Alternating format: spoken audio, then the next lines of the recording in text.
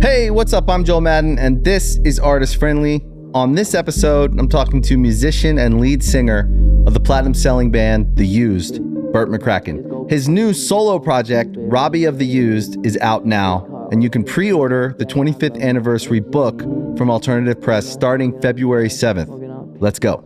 I don't want no bad times. I don't want to have bad.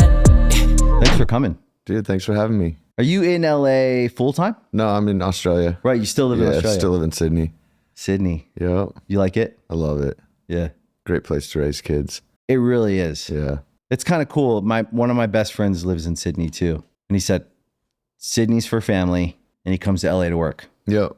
Same. He's here probably like 2 months a year-ish, Yeah. something like that, 3 months a year. Yep. That's probably like his version of like touring or something. Yeah. Coming to LA, New York, whatever, because he's in a different business. But he's like, LA's for work, Sydney's for family. Nice. It's nice. Yeah, we always do all the rehearsing and stuff here. Unless we're Easy in direct Nashville. flight too. Yeah. Yeah. Sweet. Long, but not too bad. No. Once you get used to it. I'm used to it. Yeah. Yeah. So how's life? Good, man. Yeah, I can't complain. Been really busy with the solo stuff. Is that out now? Yeah, the record Okay. came out like a week ago. Okay, great. Yeah. Cool. Yeah, we're pumped. I've been working on it since like 2020, so it's good to finally get it out. Is working on it like doing it in between like what you have to do with the Used? Yeah, usually either we'll be recording with the Used and then I'll stay like an extra week, or we'll be coming off a tour and then I'll hit John Feldman's for like a week or two. Yeah.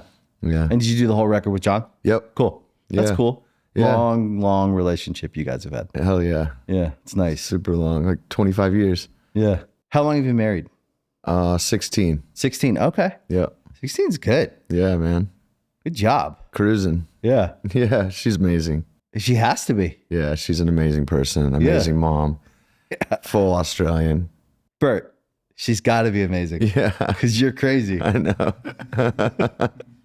That's what I say about me. I like Nicole and me and Nicole have been together 18 years. We've been married, 14 years married, but 18 years. We were married from the start. From the start. We got married after we had kids, as like we realized, we said in the beginning we had our kids and we were like, we don't need to get married. Right. No one's going to tell us what we are. Yeah. And then like the kids are like 3 and 4. And I'm like, well, I can't call you my girlfriend, my baby's mom, my partner. He still sounds kind of, it's like, you're my wife. We should probably get married. Yeah.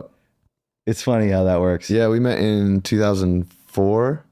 We got married in 2008. It was Amazing. kind of the same way. We moved in together right away and it was on. Good for I met you. her in Australia. She worked for Warner Brothers at the time. Cool. It was a really cool story. Like we had like a meet the label kind of extravaganza on this boat. And I saw her from across the room and I'm like, that's the girl I'm going to marry. Really? Yeah. Stayed with her for like 2 or 3 weeks in Australia. And then I called her boss. I'm like, she quits. She's coming to LA with me. And she quit. She quit. Amazing. Yeah. That was it. Yeah, that was it. We lived here for like 8 years or so. And then when we decided to have kids, we're like, let's get back to Smart. Australia. I think that's smart. Yeah. Where it's free. Yeah, and that's just beyond that. I think Australia is a really unique, special place. You know, Australians could complain about Australia all day long, but that's what we all do about our own countries. We complain about the problems or whatever. But when you go to Australia, you actually mostly only experience like the great things about it. If you're not from Australia, you didn't grow up there, and you don't have like a, you know, deeper rooted problem with the system there or whatever, like I guess everyone in their own country, we're all going to have things we argue about. Of course. But like fundamentally, Australia is like this family place where they enjoy stuff. Yeah. Kind of the culture. Yeah. We live like 5 minutes from her parents. They're great people. Yeah. They help with the kids Good a lot.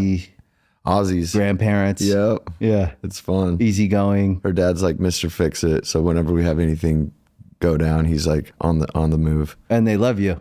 They love me. I bet. Yeah. Hard not to love you. Oh, that's sweet of you. Well, it's funny. I was thinking about it, like Bert. I was thinking about coming in, driving in, like talking to you. We've known each other a long time. Yeah, 20 years or so. Yeah. I think we met a little bit before Lies for the Liars. Yeah. Yep. Yeah. You guys were working on the record with John. Yep. That's when we met. Yep. You have a side of you that I think is the front man, right? The kid who needs to get on stage and say what he needs to say, sing what he needs to sing, that from the outside has always been like a bit of a wildfire. Or a wild card. You're kind of like you're nice, but it's like there's a wildness to it that's a bit intimidating sometimes when you see someone that you're like, he could do anything. Yeah. Like you never know. Yeah. Which is a good thing. There's an unpredictability to being an artist that I think is important to the art you make. That's why it's good. Right. And There's always been a certain amount of cockiness that you have to apply to being the crazy front man. Yeah. Yeah. Were you super confident growing up? No, I was like the outsider kid. Right. You know what I mean? So is it something you had to find? Yeah.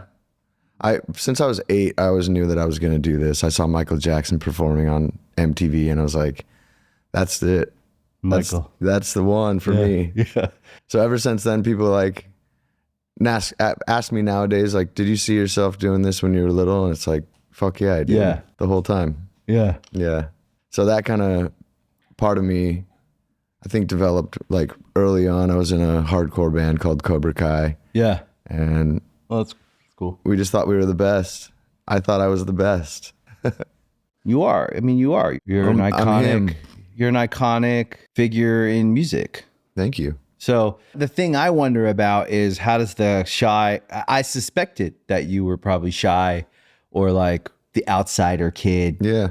to the society you were in, that you grew up around, right? Because we all grow up in these microcosms of the world in our own little communities. And we're like, where do I fit in? Yep.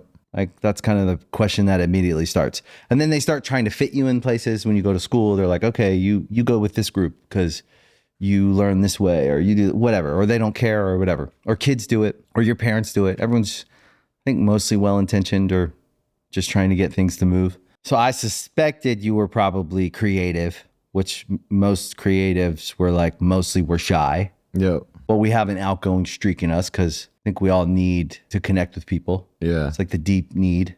Yeah. I want to connect with people and I want them to like me. Yep. That's me. That was all born out of wanting people to like me. Kind of want people to hate me a little bit. I don't know if you do. You know what? I don't actually think you do. I think that maybe you think you do. So maybe I'm wrong. Maybe you have. It's a love-hate. Yeah. I think there's something about the mass group of people, which is most people who don't want to step outside of and disrupt the flow, Yeah. you know, that we love and we hate. Yep. The rules of I feel you. stuff. I think there's something that happens to us when we're young where we get hurt by some group of people or something, and we never really forgive them, even when they're the people that like us, like when we get older. Yep. So there's like a love-hate relationship we have with our own success sometimes because we have all these people that come and they're like clapping for you. And then you're also like, well, I've been alone my whole life. I don't know how I feel about all of you people, and me feeling like I got to answer to all of you now. And so there's this weird relationship you gain with, you end up loving your fans. Of course. There's a need there for both of us. Like your music actually helps them Yeah. a lot. I mean, I'm sure they tell you all the time, like, Yeah. you saved my life, or Yeah. you That's helped what me. music's all about, right? Yeah. Yeah.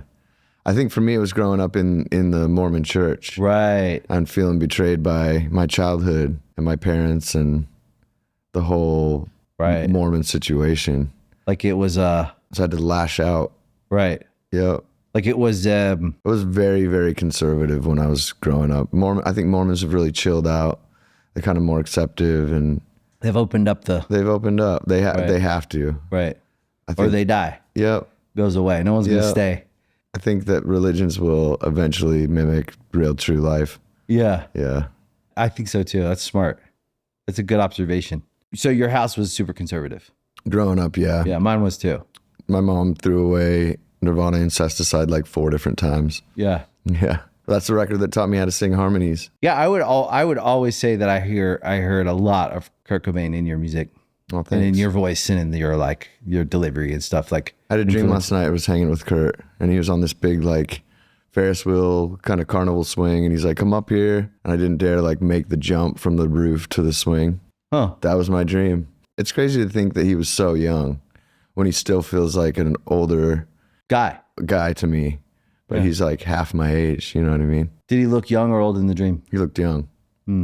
but he still felt old. Yeah. Yeah, that's kind of what like I think afterlife is. Yeah. Something like that. I think we're all kind of stuck at a certain age. What age do you feel? Me? Yeah. It's a really good question. Well, I don't know why 24 came to mind for Right. me. Yeah. I feel about 24. I think it was when I started to realize, again, strict house, was not allowed to experience the world. And then as I turned 14, I got a job because I had to. I was telling my daughter this yesterday because she was complaining about some stuff. And I don't want to like criticize my kids for thinking that their life is hard in the ways that it is. So I always listen and I'm like, I just share my own experience. Yeah. And I was 14. I didn't know anything. Wasn't allowed to listen to secular music. Wasn't allowed to, secular music. Yeah. Wasn't allowed to go to parties. Wasn't allowed to do anything. But my mom, who was a single mom at the time, couldn't fully pay the bills. She was struggling. So me and Benj got jobs. We were working. So we were paying the electric. If we didn't pay the electric, it got cut off. Yep. So I was telling my daughter that. I was like, there's obligations in life that are just the reality wherever you're at. And if it's keeping the electric on, sometimes it's that basic. Yeah. It's like you have to do it or no one else is going to do it. And but then I started learning about the world when I was in the world. I had to get a job. Yep. And then I started paying bills. You start to feel like you can make decisions. Yeah. So then I started listening to music and just started devouring everything. Beastie Boys, Nirvana, all the music. And then we started Good Charlotte. We were 16, but I think I was behind Right. in my development. I Yeah. was very immature Yeah. in a lot of ways. Immature in work ways, but very emotionally immature. Yeah. And I don't think I started to mature emotionally until my mid-20s. Yeah. When I was like, oh, I need to go to work on myself. I need to go to therapy. And so 24, 25 is when it like became, I felt aware. Yep. And then probably didn't really get there till 32 when I was like, okay, I actually have a grip on what you're supposed to be doing in life. On reality. Yeah. Yeah. I still feel probably 21. You know what I mean? Yeah. Yeah. Just unhinged at times. Well, you're probably a really fun dad. My dad, well, it's complicated. I mean, you, Oh, me? I'm As a a great dad. dad. Yeah. because you're young. Super fun dad. I'm not Yeah. like my wife always gets mad at me for not disciplining the kids. no rules. You know? Yeah. Yeah. Yeah. You learn from your own dad, I think. Yeah. Was your dad fun? Not when I was growing up. Right. He's fun now. Right. Like they just flew out to see me play in Anaheim just for the day. He's really proud of me. But growing up, it was definitely tumultuous. And he's a really angry, kind of violent guy. Yeah. So it was tricky growing up. I left the house when I was 15. They kind of, I started to drift away from the church and think on my own and started to question things. And they were like, well, if you're not going to go to our church, you can't live in our house. And so I pieced out. What was that like? Kind of crazy. I was straight edge. So I was trying to find a way, somewhere to fit in. You know what I mean? I worked at Subway as a sandwich artist. Yeah. And a bunch of my friends worked there who partied a lot. So I quickly kind of fell into that life. And from there, it was just sleeping on couches, boozing, doing drugs, till I met Danny Payne and a bunch of other kids that I started a band with. And yeah, it kind of got a lot worse from there, getting into serious, heavy drugs and living in car garages and stuff until I met The Used. And One of the best band names ever. The Used. Yeah. Yeah. Such a good name. And they would take me to NA meetings and kind of try to help me get back on my feet. Were they sober as well? Yeah. Oh, wow. Yep. Wow. Yeah. How old were you guys? I was 17 when I met him Wow, that's young. and just fresh off like a year of serious meth binge. Yeah, it's tough out there in Utah Salt Lake is City. crazy. Yeah, in Utah, Yeah. it's fucking tough. It's kind of like Alaska. Yeah, it's Like something you're- like Alaska, New Mexico. There's places you go that Omaha. where you feel the drug Yep. use. You can kind of feel it. Yeah, when there's nothing else to do. Yeah, you can see it and feel it. You pull into the town and you go, whoa, Yep. people are everywhere. There's a lot of drugs here. Yep. You know what I mean? Yeah. It's a heavy, sad. The conservative, the religious aspect of Utah kind of creates this hardcore like zombie-ness. Yeah, I think people want to lash out because of how conservative it is. Yeah. You know, no sex in the church, so everyone's having crazy sex when they're Wild, super crazy young. outside of the church sex. Yep. Yeah, it's wild. It's weird, right? Like, do you ever think if someone had just told me everything's okay, it's okay to like want to do that and even do it sometimes. It's okay to look at that and maybe do that. It's Yep. okay to have sex when you want to have sex. Like I always tell my kids, like, you're going to make your decision on that one, Yep. not me. Yep. So what I hope is you do what you want when you want, Yeah. with who you want, in all things, Yep. right? Like, why live a life where you're doing anything you don't want to do, anywhere you don't want to do it, with anyone you don't want to do it with, Yeah. regardless, hanging out Because of someone else. because of someone else, or because you just want to do it, and then you'll take any version of that. And like, is there like a thoughtful way to build a life of experience of like doing whatever the fuck you want in a fashion you want to do it in, and in a time frame that you can? I'm pretty sure there is. I think so. I think with a parent who's just supportive, understanding. I mean, the places we came from was pretty rough. yeah, So understanding that kids are going to make the decisions they're going to make. they're fucking gonna do it Yep. No matter what. no matter what. Yep. I don't know what to say about it. I always say that, like, I take each phase of parenting as it fucking comes, but I'm like, I don't have a whole idea formed around that yet. Mm-hmm. Try to set some standards of policies. Yeah, you just want your kids to be safe. Yeah, be safe. That's it. I never try to push my kids into anything. You know, like some parents want their kid to be a musician because they're musicians. Dancer or a gymnast. Anything like that. I think that's the wife's job. Yeah. Yeah. My kids figure skate like 5 times a week, so mom's a skate mom. Well, they probably love it. Oh, they love it. Yeah. It's a Yeah. whole thing. Yeah. It's a lifestyle. Yeah. How old are your kids? 6 and 10. Wow. 2 girls. It's really getting real. Cleopatra Rose and Minerva Bloom. Nice names. Yeah, I got to pick them. Yeah. Poetic. Yeah. Full grown kids. They're no longer, you're not in the trenches with the babies anymore. Now you're in the real people. Real people. You're the real people. Yeah. They have thoughts, ideas, like, especially the 10-year-old, like, this is it. Starting to get sassy. Starts to get sassy, starts to get their own idea of something. Yeah. And it's fun. Yeah. But how has that changed your relationship with music and entertaining, going on stage or making music or doing this thing that we do that's a weird job? Yeah. It's a job, It's a job. but it's also a thing we love to do. I think deep down, I've always felt like I was just a person. I was just a normal person, but having kids kind of really solidified that. I think a lot of people walk around with a chip on their shoulder. I think that I've always pretended to have a chip on my shoulder, and it worked out for me. Yeah. But you don't have a heavy chip on your shoulder. I'm just a regular guy Right. living in this world that's spinning. So you get a little bit of entertainment out of it yourself. Yeah. Yeah. When I'm on stage, it's like that side of me kind of doesn't exist in my other life. I think that maybe it did before, being younger and rowdy and disrespectful. But having kids, totally changes all that in a good way. So here's what I think, because you're making me think about myself too, and I'm actually just processing it in real time because I think this way too. Yeah. I have that same experience. I haven't put it into the same words as you, but I feel that same exact way. There's the version of me. There's the me that was on stage all those years Yep. that didn't know the me that's married with kids, that gets up, takes my daughter to school. My son's sick right now. Went home, gave him some medicine, got him some food. Right. Hung out with him a little bit, talked about the baseball.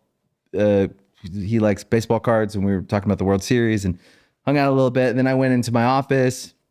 My wife came in. We had a conversation about the schedule this week because there's some stuff, and you know what I mean? Like it's like real, like it's a real life of a functioning group of people that are all working together to like just live. Yep. And you kind of go like, that's fucking nice. It's a really nice, like I really enjoy that. Yeah. Completely different from the guy who was just on a tour bus, playing shows every night, whatever. You know what I mean? Yeah. 100%. I think that when you're younger, you get off stage and you maintain that persona a little bit more than you do when you have kids. And because you think you're right. Because you think it's you. You don't realize it's not actually you. It's a perception of you that people have gained, that you've actually, somewhere on some stage, you did something. Yep. And everyone went. One of the things that frontmen and performers are that we actually don't give ourselves credit for, actually, we are observers. Yeah. We observe the group and we notice what makes them react. We notice Sure. what makes them smile. We notice what makes them clap. Sure. We say this, they do this. And we inherently become communicators. Yeah. And like, we're actually kind of something like expert people readers. Yeah. You can go to, you as the lead singer of guys on thousands of shows, could go into any room and you know more about everyone in that room within 3 minutes than the average person who hasn't seen hundreds of thousands, if not millions of people Yep. every night, hour in, for tens of thousands of hours. So if you think about it, it also shaped our personas. So we're on stage at early shows and we're just being ourselves, but we're doing things that come natural to us. But we're noticing when the things get a response, whatever that response is, some good, some bad. Yeah. Some people like the bad response. Some people like the good response. Yeah. I'm more of like a warm, cheery, clappy guy. Some guys like shock. Yeah. But it's all the same. It's like a response. People respond a lot like a bodily function almost. Sure. They're just like, ugh, you know, like you smell something bad or you smell something good. It's very natural. Yeah. So you end up becoming this kind of version of yourself that's in response to the interaction you've been having every night, right? Yeah. And then you think it's real. Yeah. So you're saying like you carry it off stage and you keep it going Yep. way longer than you like would now at this age when your kids don't give a fuck. No. They just want their dad to like hang out with them and They think it's cool, but it's not like the end all. and it's be all. not actually, they actually get it. Like it's not actually you. Yep. Like my kids kind of say that too. Yeah. And they're like, yeah, it's cool. That's funny. Like it's cool you do that. You're a different guy up there, Dad. Yeah, exactly. Yeah. It's cool. I think that it's what we got to do, you know. A lot of people come to shows just to watch, just to sit back and, you know, observe, like you're saying. A lot of people come to shows to lose themselves and really be a part of it and open up their heart and let their true self be shown for just an hour or whatever it is. Yeah. I've always wanted to know like what you were thinking up there. Yeah, it's like therapy for me. Yeah. You know, I get up there and say what I feel and feel what I feel. It's not so much about the reaction to me. It's more about just the enjoyment of the moment. And yeah, shock is cool. I think that puts people outside of themselves, you know? I also think I needed a lot of love. Yeah. I didn't get enough hugs. Yeah. You know what I mean? Like growing up, I didn't get enough hugs. Yeah. I didn't get enough like attaboys. Yep. And I need those. I came to the realization, I told my wife like a while ago, I came to the realization that what the gold in life for me is someone saying good job, Yeah. you know, and like I told her I need that. I need you to say good job. Yeah. Like that's what I thrive on. And that's when I'm at my best is when someone like pats me on the back or like just being honest, you know, like I need hugs. Yeah. I always thought about like what it must be like to be around Prince or be around David Bowie. Yeah. And I wanted people to be scared of me. Yeah. You know, I wanted people to fear the presence. So for me, maybe not hugs, maybe more like, oh, fucks. You accomplished it. Yeah. That's how I used to be. I was like, oh, Bert. The oh, fucks. Bert, talk to me. It's real. funny. It's good. You know what's funny? Like we play it out, but like, I wonder why though. Yeah. Not fitting in school. Yeah. Not being a part of the skater crew or the stoner crew, or Not having a crew. I was always in the plays. You know, I always loved to be on stage no matter what. Yeah. I did like all the theater and all the music and, you know, that kind of thing always kind of That's made me sweet. feel at home, you know? To me, okay, so that's cool to hear because there's something really sweet about that like you have to embrace that part of yourself because it's something like your kid. Yeah. if they go and ice skate, you enjoy watching them do something that they love. Yeah. You know what I mean? There's something Yeah. really sweet and honest about ice skating. Yeah. Or my daughter dances. Something really sweet about how she's always loved to dance. Yeah. They put themselves into it. Yeah. You see that part of yourself. And you see that part of yourself and you wonder, like, did anyone nurture the sweeter side of me? Yeah. And what would have happened? And I'm not saying like I think that we're on some like mystical journey in life in some ways where like we become exactly what we're supposed to become. Uh-huh. And you're extremely special. You have a special brand of what you do that's unique to itself. Thanks, man. It's true. Yeah. It's a part of the legacy of your whole musical catalog is your persona, the presence you have. It could be misunderstood sometimes, or it could be a lot of things, but it's you. Yeah. It's an aspect of you. I was never afraid to burn a bridge, Yeah, you know? I was. Yeah. Overly. I was so much a don't give a fuck kind of person growing up. Yeah, it's inspiring to see people who can be that way because it's empowering Yeah. and it's freeing. It makes you go, man, I wish I was a little bit more like that. And then you go, man, I wish I wasn't so much like that. I have so many people in my life that it's kind of like we're friends, but there's been shit. You know what I mean? I'm sure between me and you as well. Like we're friends. We've always been friends, but there's been shit. If there was, I don't remember any of it. Good. I'll be honest. Good. I think it's a function of growing up. Yeah. And I think it's a function of, as I got older, I became a lot more understanding of that it's not just me in any equation. Yeah. And so I understand more that there's always two sides of every conversation, every relationship. And I've become a lot more, I think, precious about how people. About relationships. Yeah. Yeah. I just accept, you know. So if there was ever anything between us, I couldn't remember it. I can't remember it either. Yeah. Yeah. But I've always known you were a live wire. Yeah. Whenever you come into my awareness, if I see you guys out there, it's all the time. I see you guys. You're doing this, you're doing that. And so I keep up and I see things. I always kind of go like, I have a very like warm feeling of like, oh yeah, I hope those guys are good. That's Oh, sweet. that's cool. They're doing that. You know what I Yeah. mean? It's a good feeling. Yeah, we love it. Yeah. Or we wouldn't do it, right? And that's the impression. Or whatever you could say, you could probably go and find something back there in the day and we could look at it and we both would laugh probably. But the impression that was left on me, and I think in general that's the spirit, is warm.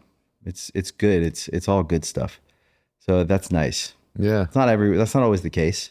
Right. Some people you're like, you know what I mean? For sure. Not afraid to burn those bridges at Yeah. all.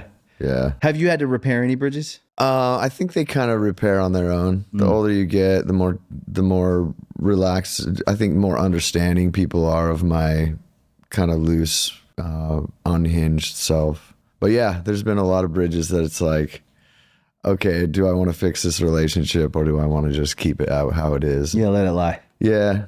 Let them remember who I was instead of who I am. Right. You don't feel like it's important for them to know who you are now because I wasn't a very, good guy a lot of the times. you think so? Yeah. Ostracized people and kept people on the outside a lot. I think a lot to do with drugs and alcohol. Usually. Yeah. Yeah. What's your relationship like now with drugs and alcohol? Oh, I'm just clean. Oh, you are? Yeah. Oh, Yeah. that's good. Yeah. It's nice. Yeah. It's better. It's nice when you can get. I'm a vicious alcoholic. Oh, really? Yeah. So you struggled with that? I went to rehab about 12 years ago Oh, wow. and then just kept it up. Something clicked. And I was about to lose everything. My wife was about to leave me. My band was about to leave, the whole thing. So That usually does it. yeah, it did it for me. We're around so many artists and the drugs is always a thing. It's always going to be a thing. There's always going to be drugs around. Yep. So it doesn't shock me. It doesn't I'm not the judge and jury on someone's alcohol problem. Yeah, I like people to party. I've never been addicted to anything. Yeah. but probably food. Okay. And maybe like, I'm trying to think of like addicting things, like maybe like online shopping or something. I don't know. Like just shit that's like no one's gonna say you're out of control. Yeah. Like, but my dad died from drinking. That probably put it all into Puts way into perspective. Yeah. Lots of addicts all around me. My older brother's clean and sober now for 18 years. Yeah, that's good. Or longer. My sister has her own version of sobriety that is working. So when I'm around young artists, because that's usually where people are really like not giving any credit to the drugs and alcohol. They're like, they don't think there's any danger there. Yeah, let loose. Yeah, I'm like, listen, from my experience, nobody's beat this thing. Yep. So I would be careful with the drugs and alcohol, but you're going to find out one way or another. And I don't want to be around you when you're on drugs because I don't think it's a good time. Yeah. But I also like don't even know where I fit in or my perspective fits in your own forming your opinion on like what you're doing here. Right. So it's a I'm weird kind of one. the opposite. I like to get people fucked up in the moment. Even sober? Try to get my band to drink. Oh, really? All the time. Are they all like clean? They drink and a little bit, but then none of them have addictive personalities. Right. You know what I mean? Right. But I'm always trying to get them to drink before the show. Like somebody drink. I need Somebody drink. Yeah. Somebody do coke. Yeah. Wow. Do they ever do it? No, they're pretty chill. Yeah. Yeah. It is. Our drummer, he's like a 6 beer a night guy. Okay. That's pretty good. But he has like a certain time where he has to start. He never drinks before a show. Yeah. I'm like, man, it's good policy. get fucked up. I'll have a drink. Turn 6 into 9 into 12. I like people being like Hammered. totally loose. Yeah. Yeah. You like to start a little trouble. Always. Yeah. That's funny. I'll get drugs for them. Will you really? Of course. Yeah. You're nuts. I wouldn't even know how to get drugs. No? No. It's easy. I've never done cocaine in my life. Never? No. Oh. I don't even know what it looks like. Oh man. So I mean, I like to party too. I just stay away from drinking. Right. But if there's drugs around, Oh, so you do drugs? every once in a while. Okay. When they're around. Okay. That is the strangest thing I've ever heard. I think that there's a lot of exploration that kind of can open your mind. Mushrooms and I don't count those LSD, as drugs. DMT. So I don't count mushrooms as Good a drug. drugs always rhyme. Yeah. Yeah. Yeah. Psilocybin. Ooh. I don't count that as a drug though. Yeah. It's a like mind weed. opener. Weed. Or tobacco. Yep. Uh, So it's just, you count cocaine, heroin, yeah. those two alone? Well, I think prescription drugs. Oh yeah. Pain pills. I don't fuck with those. Pain pills are Yeah. dangerous. Yeah. I don't fuck with pain pills. I just know so many people that got hooked and then they end up on heroin. Yeah. I got hooked on accident. You know, broke my elbow falling off the stage, and they just give you a big ass bottle of Vicodin. It's easy to. But microdosing mushrooms, I've done that before. Yeah, nice. You gotta Smoked weed. I smoked weed. I don't like it. I don't like weed, but I smoked it before. Yeah, I like it a lot. Enough times to say I like. Do you smoke weed a lot? No, I quit smoking weed like a month ago. Okay. Real stoner move. I just forgot to smoke one day, And then you stopped. and then I was like, well, I don't really feel any different. Yeah. Saved myself a bunch of money. Yeah. My wife's the opposite. Yeah. She likes to wake and bake. Yeah. Well, I don't which I think. love. It's amazing. But I actually think it's like kind of herbal, medicinal. Like I take. Some people open up. Some people it helps anxiety. It helps depression. Yeah. Some people it really works for. I think for me it's a little bit of the opposite. Kind of, I can definitely spiral out. Does it make you anxious? It can. Yeah.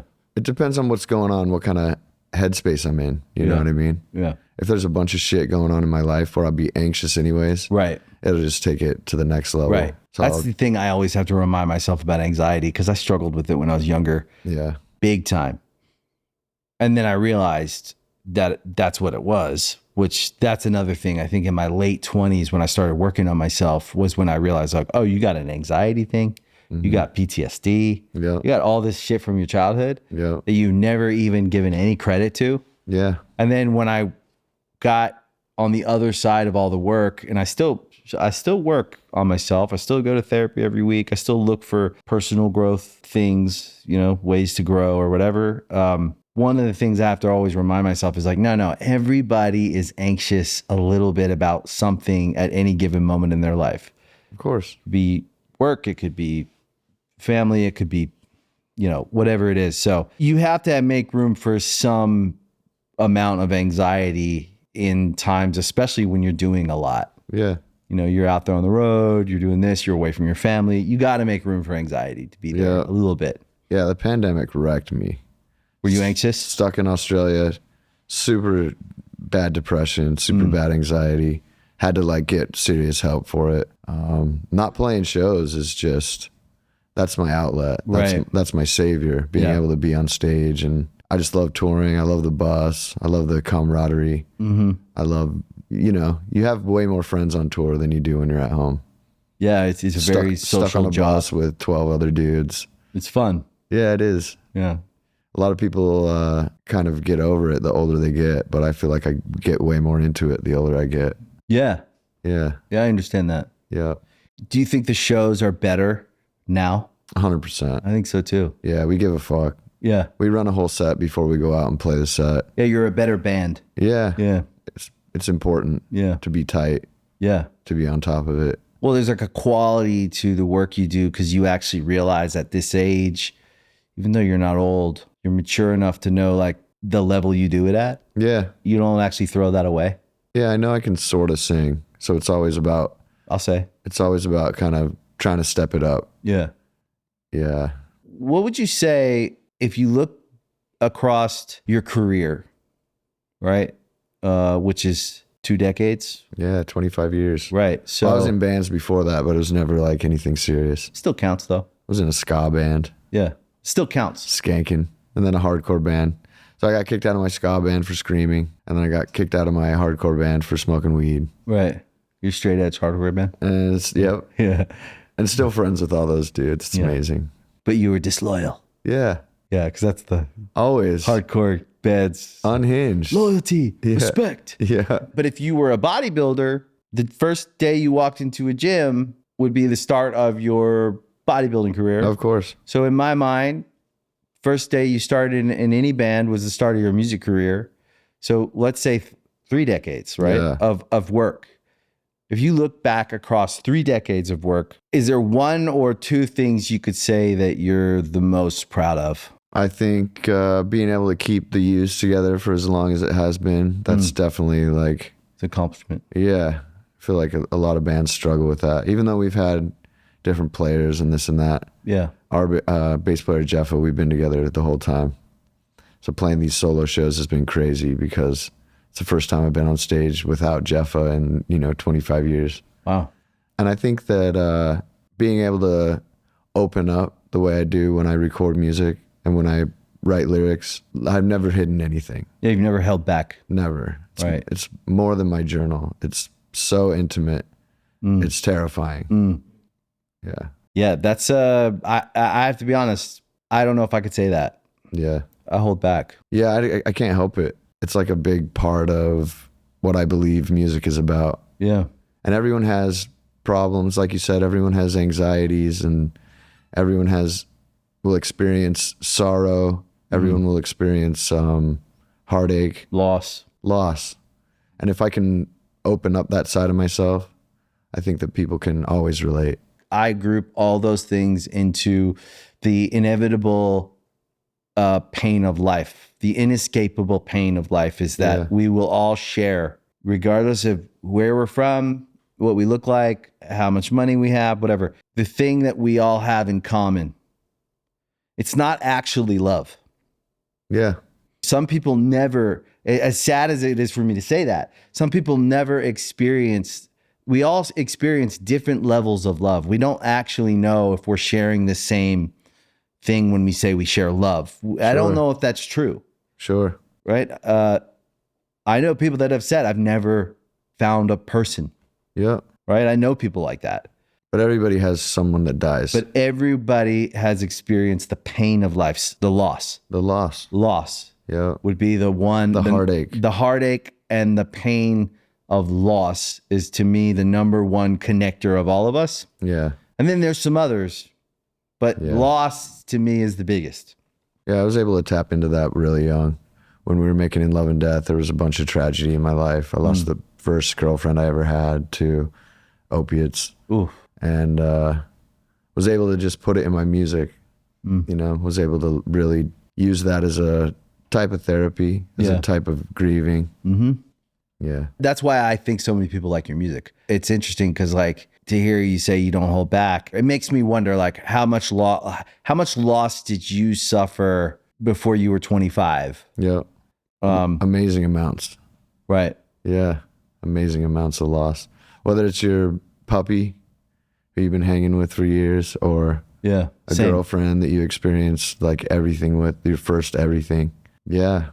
And John Feldman has always helped me kind of be able to stand up instead of lay down. Right. You know, and put that into song.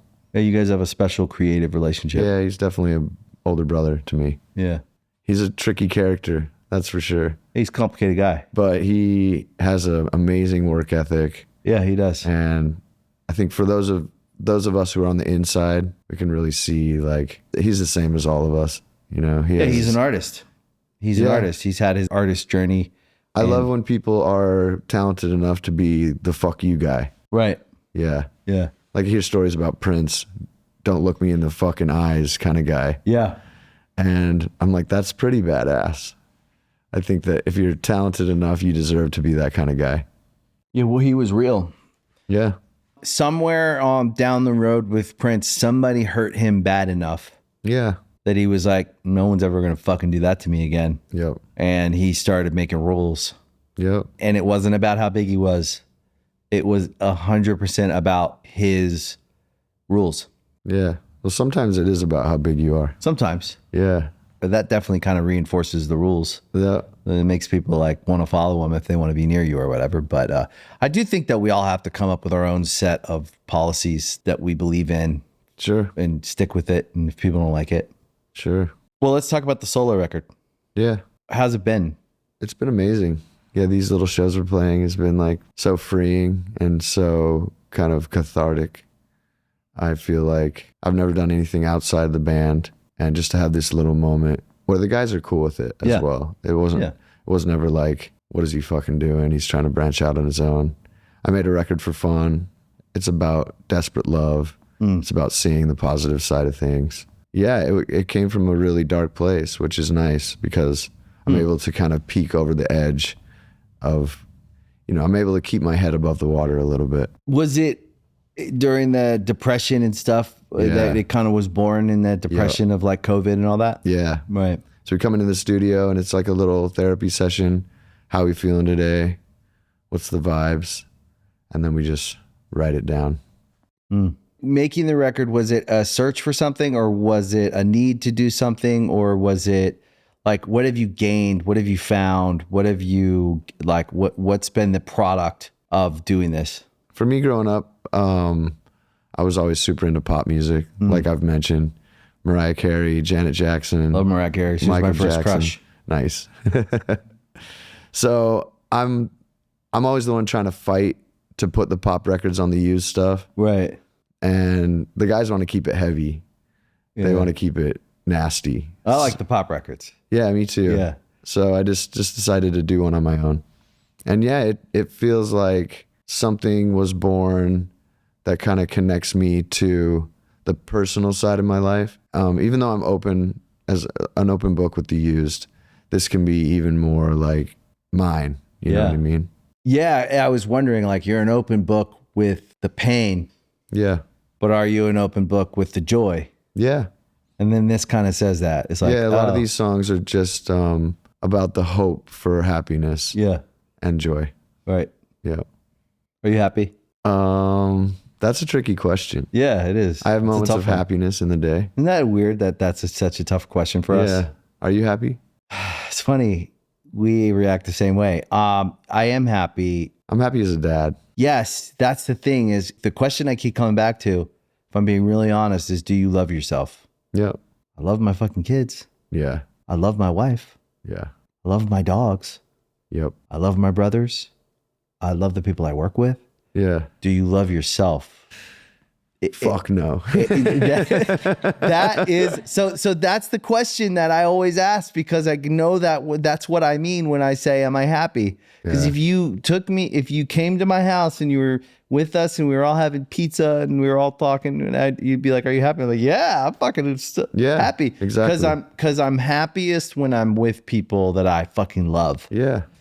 But am I happy? Easy. I've had to learn how. In the moments where you're just by yourself. That's the good question. Yeah. This is a funny thing I always say to my therapist, right? I'm trying not to hold back here. I always try to not hold back on this show because I care about the conversations, because the people listening, I actually feel like when they listen to, listening to Bert from The Used, one of their favorite bands, they want to experience the person. Right. Because they relate to your music. Yeah. They relate to your story. They know all about it. There's always hurt behind sharing like that. Yeah, there's pain. Beyond pain. Yeah. It's terrifying. Yeah. Like maybe I'll listen back to this interview and be like, fuck. I always say that. Cringe. I always say that. Yeah.